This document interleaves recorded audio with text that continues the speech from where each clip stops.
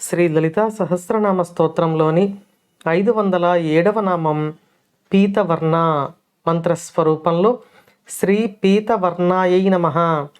ఈ నామంలో స్వాధిష్టానంలో కొలువై ఉన్న తల్లి ఏ వర్ణంలో ప్రకాశిస్తారో మనకు వసిన్యాది వాగ్దేవతలు తెలియచేస్తూ ఉన్నారు.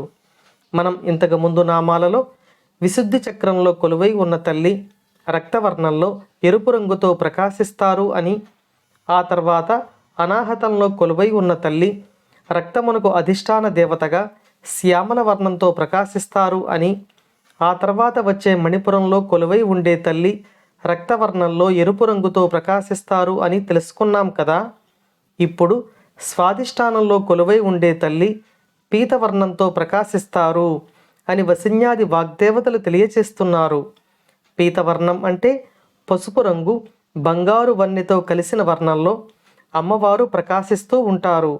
ఈ అమ్మవారు మనం అనేక జన్మల నుండి వెంట తెచ్చుకున్న పాప పుణ్యాలను మన చేత అనుభవింపచేసి కర్మక్షయం అయిన తర్వాత అమ్మవారి యొక్క పాద పద్మములను చేరుకోగల సంస్కారాలను మనకు అనుగ్రహిస్తుంది.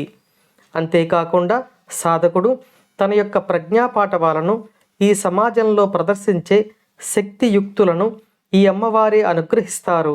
అటువంటి అమ్మవారికి నమస్కరించుకుంటూ ఓం శ్రీమాత్రే నమః.